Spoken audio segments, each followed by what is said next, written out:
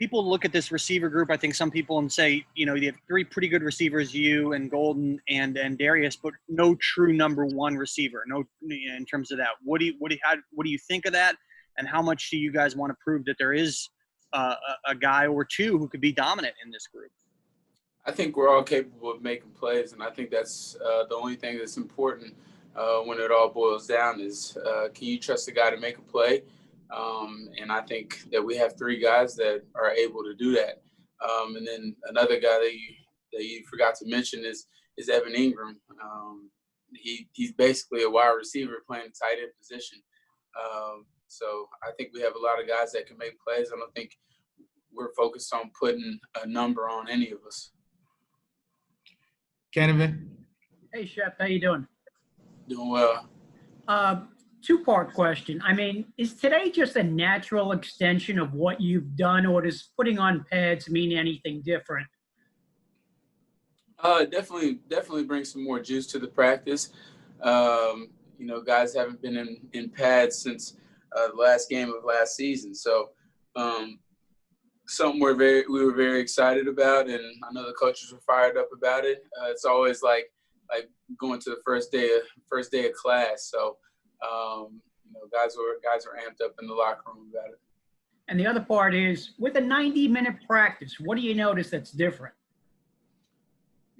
Not too much. I mean, we're moving at a rapid speed. Some of the drills are two-spotted so that we can get more reps. It just moves a lot quicker. We were just talking to Joe Judge about, we saw today coaches and players running laps. He said that's related to making mistakes and consequences when you make a mistake. When's the last time you had to do that on a football team? And does that help instill and reinforce things like that? Did that catch you off guard when you found out you guys were going to do that? No, I mean, I think it's going to take everybody to buy in. If we want to be the team that we say that we want to be, I think we've got to buy into what Coach Judge has in store for us. And, if that's what he has in store is us running laps for mistakes, just don't make mistakes. That's a simple way to get out of doing that. But, the last time I did it, it's probably middle school.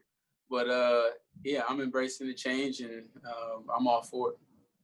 Thanks. Brock? Shep, what do you notice about Joe Judge's practices so far? What's jumped out at you, the way he runs things, the way he organizes them? Yeah, I think everything is just he's real big on technique and playing smart with each other, playing at a fast pace and at a game speed, but also playing smart and helping each other get better, not playing sloppy football. I mean, you don't want to see guys on the ground too much, and that just comes being technically sound, and that's pretty much what I've seen from it. Are you surprised at how quickly everybody seems to be on the same page? I mean, there wasn't a lot of wasted motion and wasted moments on the field today, and you guys have only had a handful of practices. Yeah, I mean, that's something that we've been preparing for with some of the days that we had walkthroughs and stuff, that everybody knows where to go so that we don't waste any time, because time is valuable. So we definitely rehearsed that on which field we're going to be on, and we're being told before the period changes what field we're going to be on, so that we're able to get there and get the work done. Thanks. Dougie? Hey, Shep, obviously yourself and Golden and Darius, kind of established, but there's a bunch of young receivers on this team that, haven't had an opportunity yet or are rookies. Any of those guys jump out to you yet? And, what impressed you about some of those guys? All of them have really impressed me. I mean, I've been seeing each one of them every day. Yesterday, they were making plays all over the field. They all have a special ability.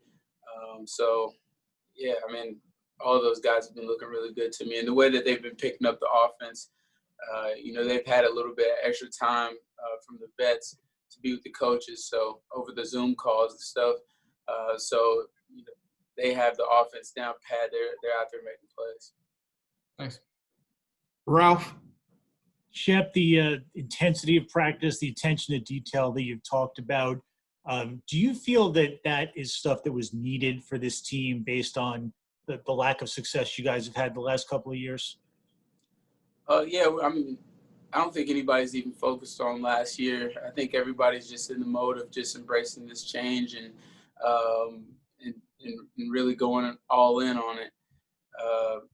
I'm proud of the guys, the way they've been working, and there are some things that are different.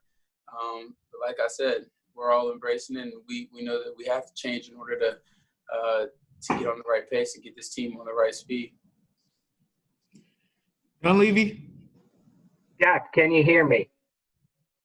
Yep. All right.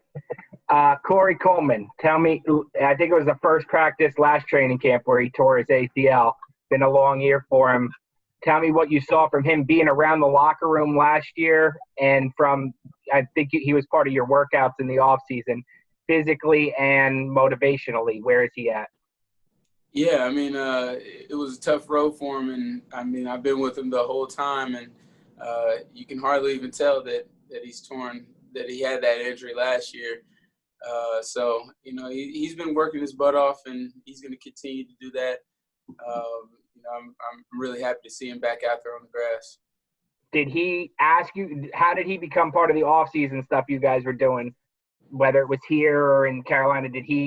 Was it his interest? Did you take a leadership and say, hey, join us? How did he join up those groups? That was just something that we all put together as an offense. So it wasn't like just one person asking to come, or, it's just kind of something that we all put together. With the pads going on and defenses being able to play a little bit better coverage and more physical and all that, what's the biggest difference you've seen in Daniel maybe to this point in camp versus where he was a year ago?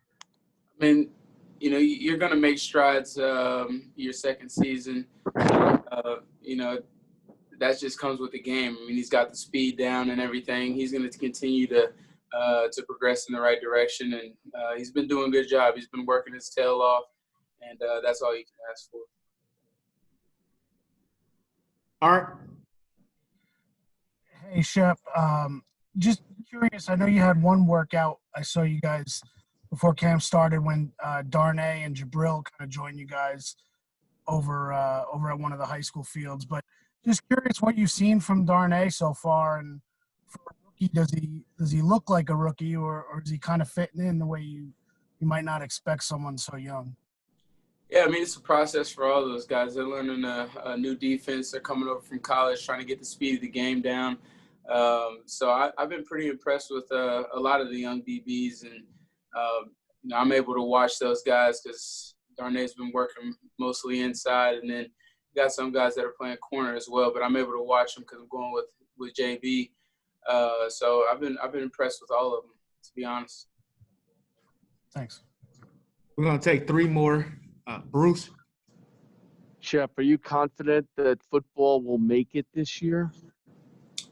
Yeah, I mean, I'm hoping so. I know everybody in the building is, and I know all the fans are as well. So we've been working like there's going to be a season, and that's the way that we'll continue to work. When you get out there, is it all about football, and can you put everything else behind you? Yeah, I mean, you mean as far as the whole focus? The whole focus away from the pandemic. Yeah, I mean, it is like you get to get rid of the mask and just kind of get out there and do what you love. So I've always used football as an escape from anything that's going on in the outside world. So yeah, it's kind of an escape for all of us. Thank you. Last two here, Jordan and Tina. Jordan? Shep, how you doing, man? Good, how you doing? Good. You brought up Evan Ingram before. What do you think he can be? I mean, obviously the injuries have been a problem the last couple of years. He hasn't gotten to play. But what can he be in this offense if he gets to play 16 games? I mean, you guys have seen him play. You know what he's capable of. We all do. And, I mean, he's going to continue to work and push to be the best player he can be. So, I've been proud of the way that he's been coming to work every day and his attention to detail. I mean, he's been locked in and focused When I see him in the meeting room, staying extra to do extra work. So I'm proud of him, how he's been working. You're pretty close with him. How much do you notice? Like it's sort of like a make or break for him to show that he's that player that we've all seen in flashes. I don't think he's focused on that. I think he's just focused on the things that we have right now, and he's taking it day by day, just like the rest of us, trying to get the system down and trying to be able to play as fast as he can play. So I think that's where his focus. I'm not gonna speak for him, but just from seeing it and seeing all the rest of the guys, that's kind of where all of our focuses are. Last question here. Appreciate it. Was that for me? Hey, Shep. You know, I know you have so much to focus on football-wise, but you mentioned earlier putting the pads on felt like the first day of school. And as a fan favorite, what was different about today? You usually have training camp with fans, you know, the first 10 practices or so. So what's kind of missing with that or not in this very different era of training camp and sports?